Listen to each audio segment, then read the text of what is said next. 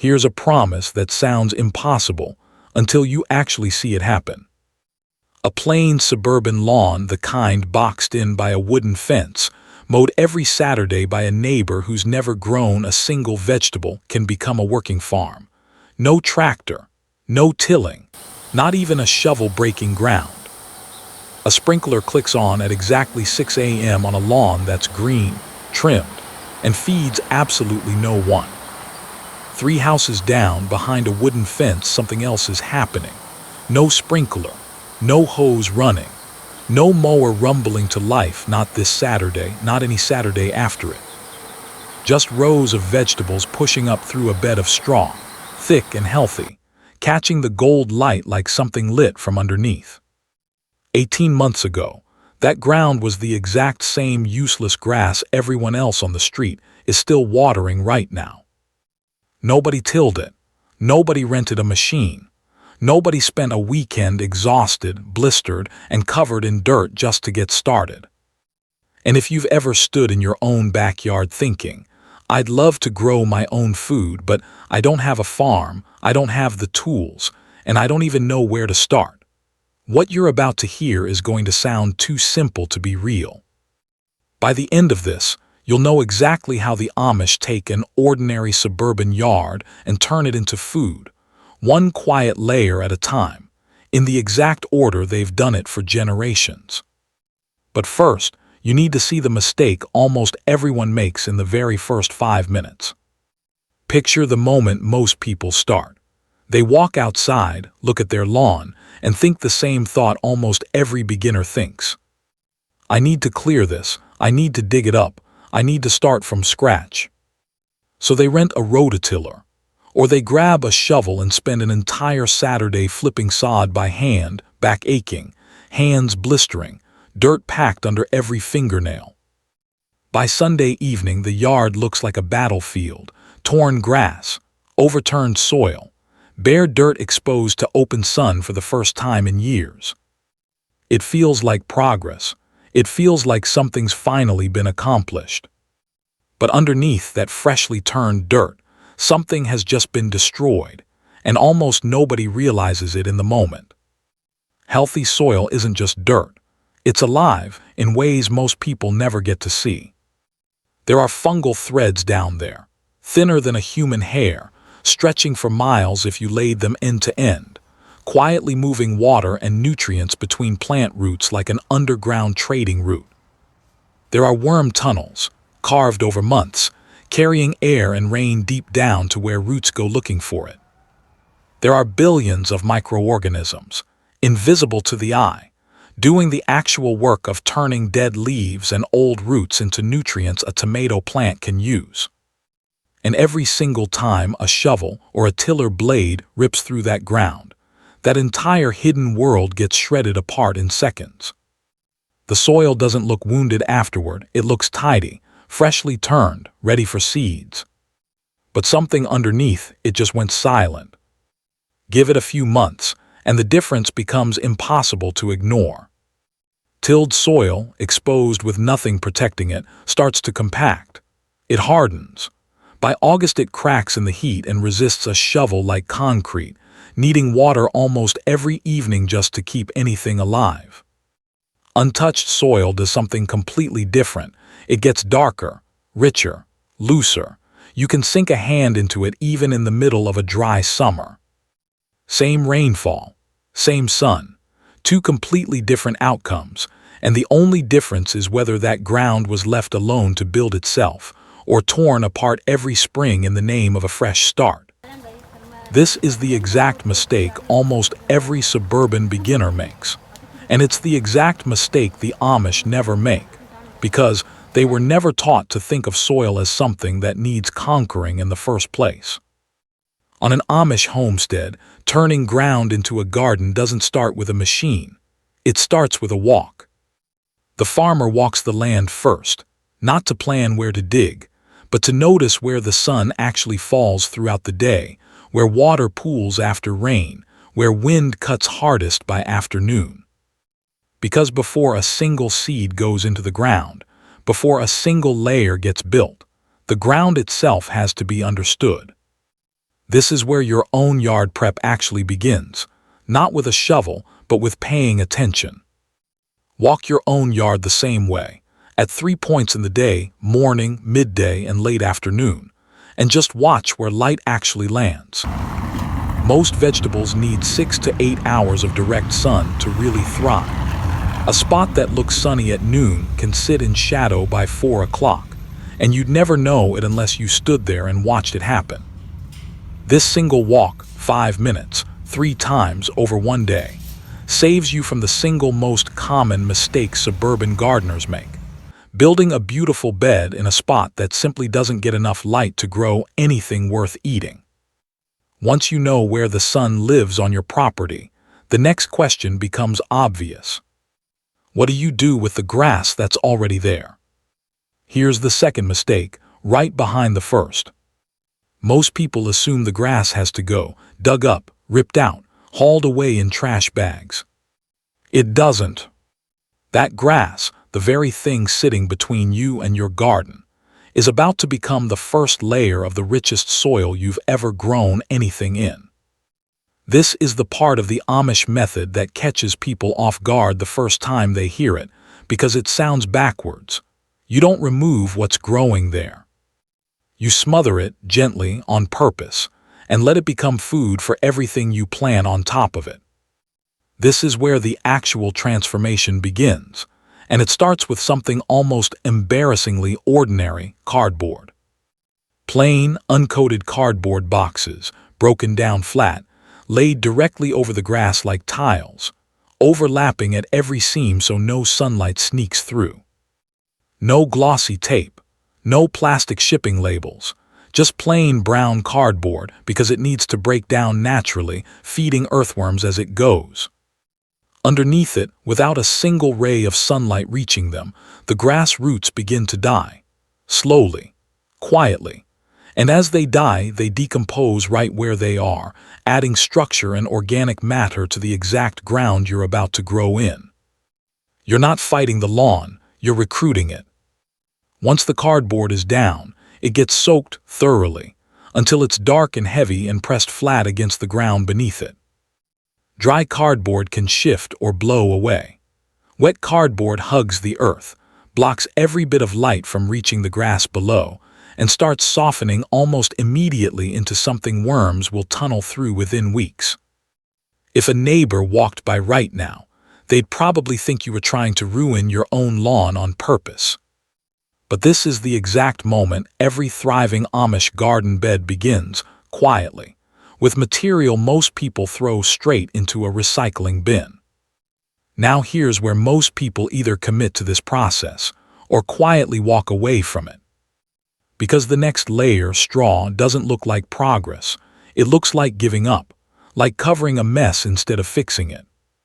But underneath that straw, something is already placing bets on the future. It holds every drop of rain that falls on it, keeping the ground beneath damp for days instead of hours. It blocks light from ever-reaching weed seeds trying to sprout. And slowly, without anyone touching it again, it breaks down into exactly the organic material a garden bed needs to hold onto its own strength. Next comes the layer that actually feeds everything: manure, aged for months until it's dark and crumbly, carrying none of the sharp smell it started with. This is the part nobody sees from the sidewalk. Nitrogen, phosphorus, potassium, the exact nutrients a plant needs to build strong stems and healthy leaves, soaking down through straw and cardboard into soil that hasn't been fed anything but grass clippings in decades. If manure isn't available, finished compost does the same job: kitchen scraps, fallen leaves, yard trimmings already broken down into something dark and soil-like. Spread it evenly, several inches thick, and now comes the moment where doubt usually creeps in. Because right now, standing over this bed, there's no proof anything is working.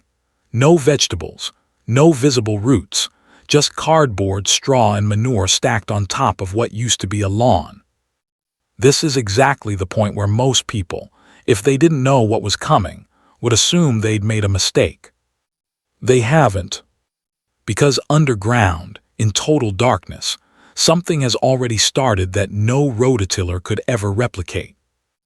Earthworms, drawn by the moisture and food above them, are migrating upward from deeper soil, tunneling as they go, carving pathways for air and water to reach exactly where roots will need them in a few months' time. Fungal networks in the undisturbed ground beneath the cardboard stay completely intact, untouched, waiting. None of this required a single hour of backbreaking labor. It required trusting a process that looks, on the surface, like it's doing nothing at all. One final layer goes down, mulch or shredded leaves, just enough to lock in moisture and block the sun. And then comes the part of this story most people don't want to hear, because it's the part where nothing visible happens for weeks. Somewhere right now, someone is standing over a bed exactly like this one, checking it every single day, waiting for a sign that it's working. There isn't one, not yet. This is where modern habits work against you, because we've been trained to expect instant results. A bag of soil from a store, a seed in the ground, a vegetable within weeks. The Amish were never in that hurry, and here's exactly why that patience pays off. Soil built slowly holds its strength for years without help. Soil forced into readiness with fertilizer, and a tiller has to be forced again next spring, and the spring after that forever, with no end to the cycle. So the waiting isn't wasted time. It's the entire reason this works. Beneath that quiet, unchanging surface, cardboard is softening into something that feeds worms. Straw is collapsing into the beginnings of topsoil. Manure is working itself down into ground that hasn't been this alive in years. By the time this bed is finally ready, it won't look like it was built at all. It'll look like it was always there. When the bed is finally ready, soft, dark, crumbly at the surface, with barely a trace of the cardboard or grass that started this whole process, planting happens exactly the way it sounds like it shouldn't. You don't till it. You don't turn it over. You part the mulch with your hand, dig a hole just deep enough for a seedling's roots, and plant directly into some of the richest soil that yard has ever held. No machine touches this ground again, season after season, if this method continues. Just a hand, a trowel, and a plant finding a home in soil that built itself. By midsummer, something remarkable becomes visible from the sidewalk. While neighboring lawns are watered every evening just to survive the heat, this bed holds moisture for days after a single rain. The straw mulch keeps the sun from baking the surface dry. The soil underneath, undisturbed since the first layer of cardboard went down, stays loose and cool even in August. Weeds barely get a foothold, because the thick mulch blocks the sunlight they need to sprout in the first place. And the vegetables themselves grow with a kind of vigor that's hard to explain to someone who hasn't seen it, rooted in soil that's been quietly building its own strength since the very beginning. This is the part of the story that turns skeptical neighbors into curious ones, standing at the fence line asking exactly what's growing back there, and how. And here's the detail that tends to surprise them most once they hear it. This entire transformation from plain suburban lawn to thriving, self-sustaining garden happened without removing a single truckload of sod, without renting a single piece of equipment, and without one exhausting weekend of digging. It happened through layers, through patience, through trusting a process that looks, from the outside, almost too quiet to be doing anything at all. Now here's the part worth sitting with, because it changes how you think about your own yard entirely. This doesn't have to happen all at once. You don't need to convert your whole backyard into garden beds in a single season, and honestly, you shouldn't try. Start with one bed, one corner that gets good sun. Build the layers, let it rest, plant into it, and watch what happens over one full growing season. Because once you see the difference with your own eyes, the water retention, the weed suppression, soil that gets darker and richer instead of harder and more tired, expanding to a second bed, then a third, stops feeling like a leap of faith and starts feeling obvious. This is exactly how Amish homesteads grow across generations. Not through one massive effort, but through small, patient additions, year after year, each one built on the strength of what came before it. Walk through an established Amish garden today, and you'll notice something if you know what to look for. Not every bed is the same age. Some sections are deep, dark, and years into this process. Others are newer, still finishing their first season of breaking down. That's not inconsistency. That's a living record of patience, built one bed at a time, by people who never felt the need to rush the ground into producing before it was ready. Your own yard can follow that exact same pattern. One bed this season, another next spring, a third the year after, each one built the same way: cardboard, straw, manure, mulch. And time, until what used to be a lawn that needed mowing every week becomes a yard that actually feeds your family. Think back to that suburban yard from the very beginning, the sprinkler clicking on every morning, watering grass that couldn't feed anyone. Now imagine that same yard 1 year later. The sprinkler still runs, but less often, because the ground beneath a section of that lawn no longer dries out the way it used to. And in that section, instead of grass, there are rows of vegetables, planted not through force, not through a rented machine tearing the earth apart, but through layers laid down with patience, exactly the way it's been done for generations on farms most of us have only ever driven past. That transformation didn't require land. It didn't require equipment. It didn't require experience. It required understanding one truth the Amish never forgot, and the rest of us have had to relearn: that soil left alone to build itself will always outperform soil forced into shape every single spring. Hold a handful of that finished soil now, months after this began with a stack of flattened boxes, and it barely resembles the lawn it started as. Dark, faintly sweet-smelling, crumbling gently instead of clumping into hard clods. The land was never the problem. The rush to conquer it was. So if you're standing in your own backyard right now, wondering whether a plain suburban lot could ever become something that feeds your family, the answer has been sitting in your recycling bin the entire time. Cardboard, straw, compost, and the patience to stop fighting the ground beneath your feet and start trusting it instead. But there's a problem waiting on the other side of every successful harvest. One that shows up the moment this bed starts producing more food than one family can eat fresh. Because the Amish don't just grow food differently. They keep it for an entire year, without a refrigerator, without a freezer, and without a single trip to a grocery store. That secret is next.